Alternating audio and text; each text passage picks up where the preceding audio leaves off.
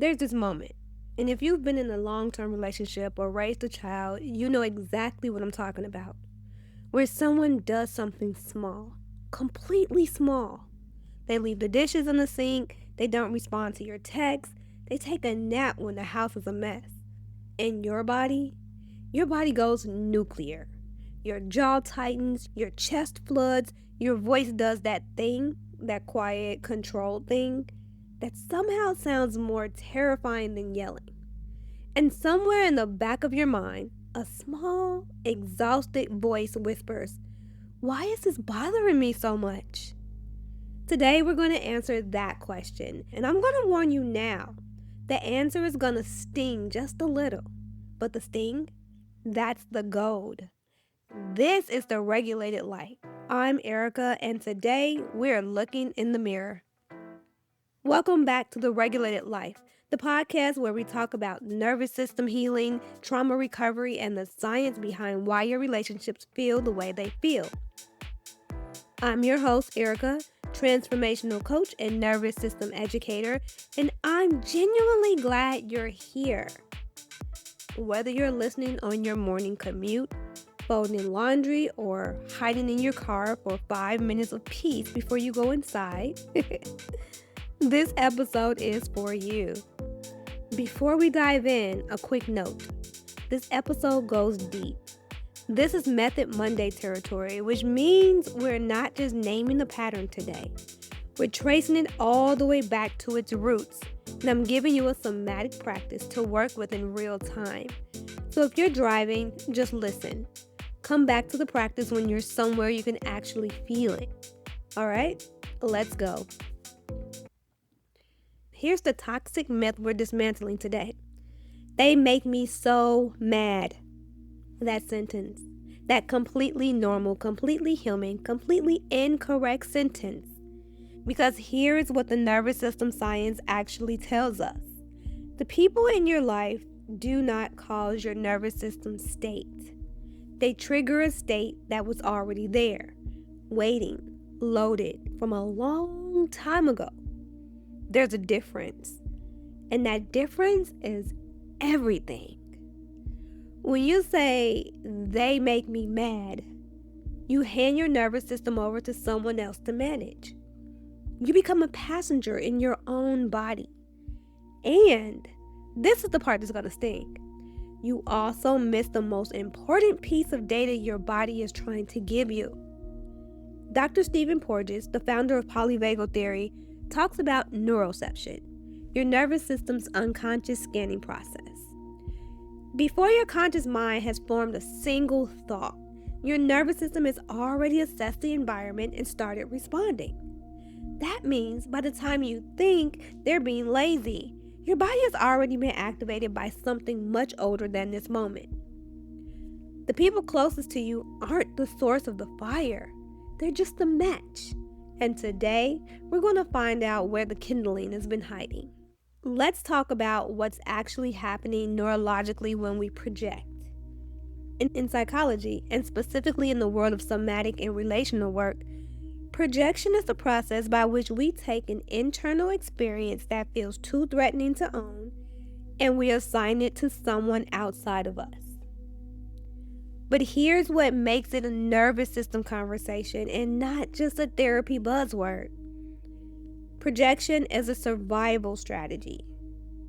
When we're children, we learn very quickly which parts of ourselves are acceptable and which parts are dangerous. Not dangerous as in objectively harmful, dangerous as in they cost us love, safety, or belonging. The child who got in trouble for being messy learns mess equals threat.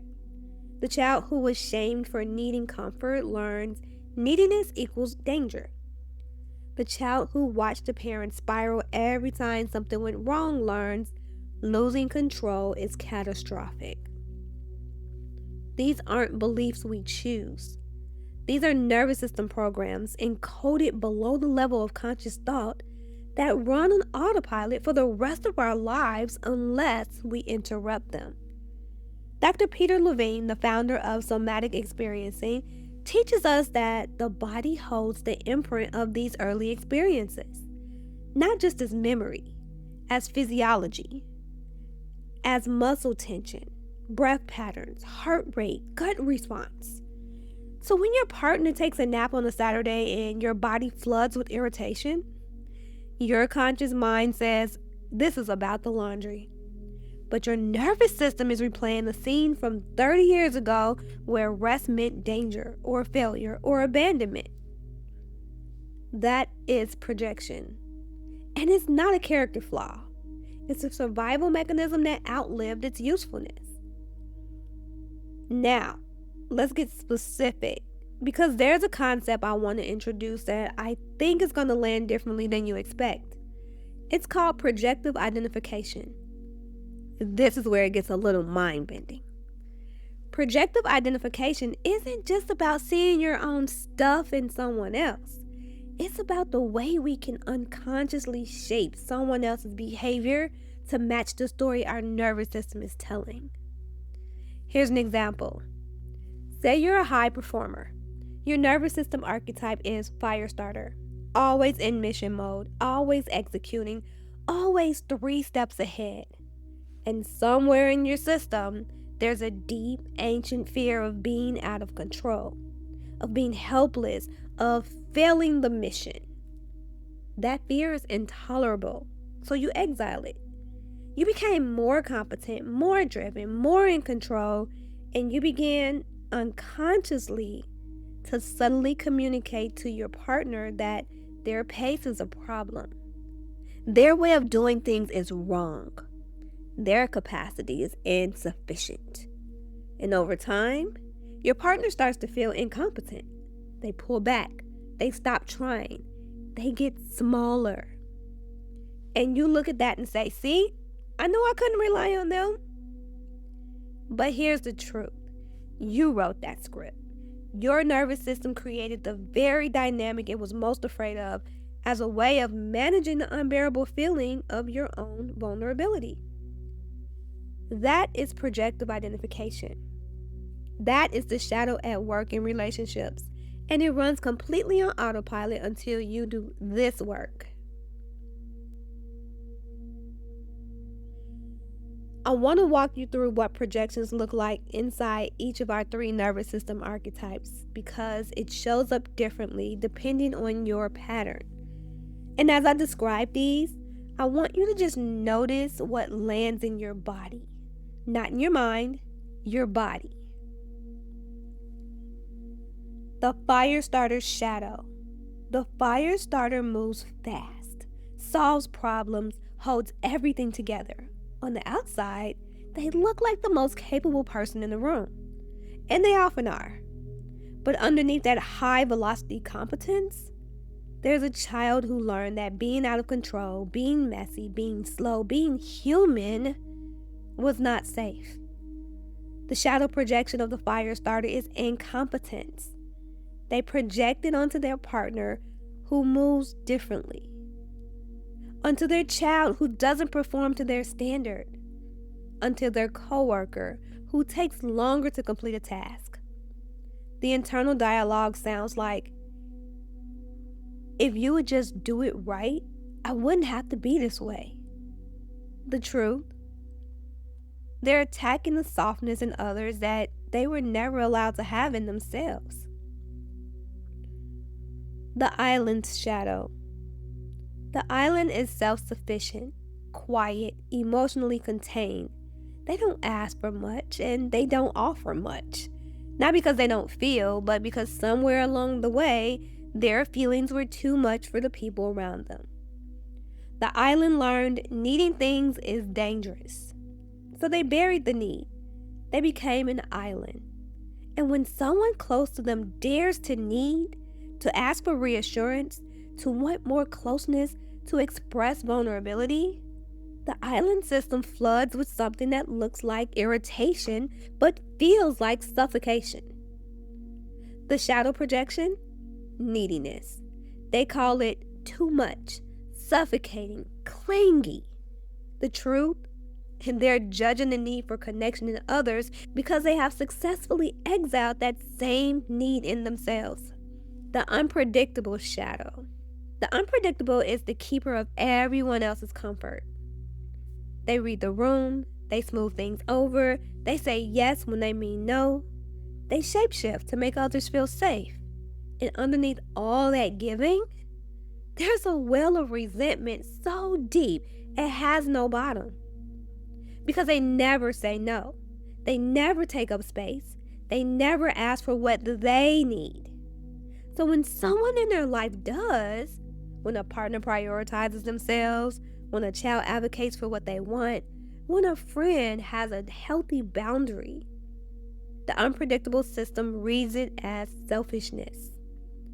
The shadow projection, self-centeredness. How can you just do what you want when there's so much to do?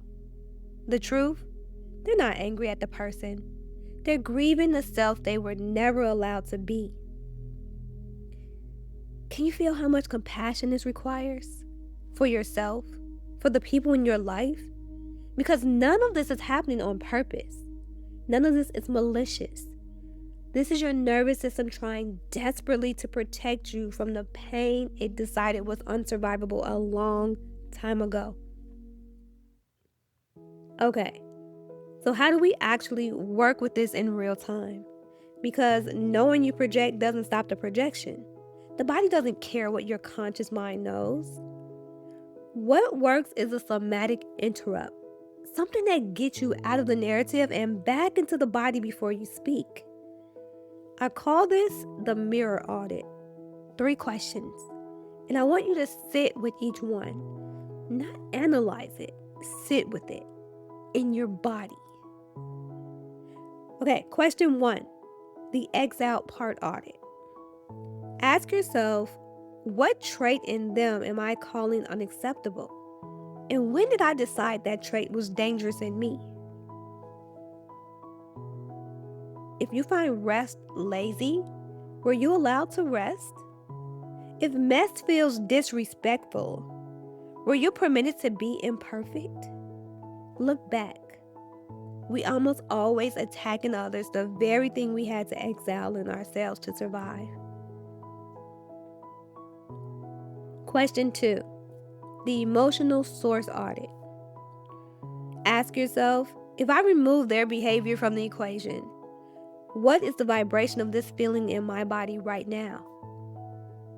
Does it feel like today or does it feel like yesterday? Projections have a historical weight on them. If your heart rate is at 110 because of spilled milk, that is not the response to the milk. That's a response to a past environment where mistakes were not allowed. Question 3, the function audit. Ask yourself, how does judging them right now protect me from feeling my own vulnerability? Because it's much safer to be a fire starter, angry, righteous, correct, than it is to be a human being who is exhausted and needs help. We project incompetence onto others so we don't have to face our own helplessness. After you've moved through those questions, if you can feel the heat is yours, if you can feel the activation in your chest or your throat, here's the somatic reset. Place one hand on your heart, one hand on your belly. Don't try to change the feeling. Just breathe into it. The warmth of your own hands remind your nervous system that you are here, that you can hold this. Stay here until the urgency to fix them drops, even just 20%. Then walk back in, and instead of speaking from the judgment, you're being lazy, speak from the feeling. I'm overwhelmed right now. My system is hitting a limit. Can we figure this out together? That is not weakness. That is the most courageous thing a regulated nervous system can do. Here's what I want to leave you with today. The shadow is not the enemy. The shadow is the exile. It's the part of you that got sent away so you could survive something that felt unsurvivable.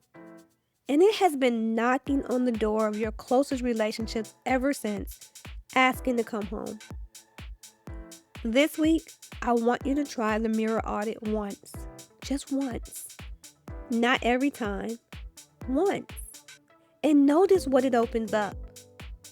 If today's episode stirred something in you, if you recognize yourself in one of those archetype shadows, I want to invite you to take the Relationship Nervous System quiz.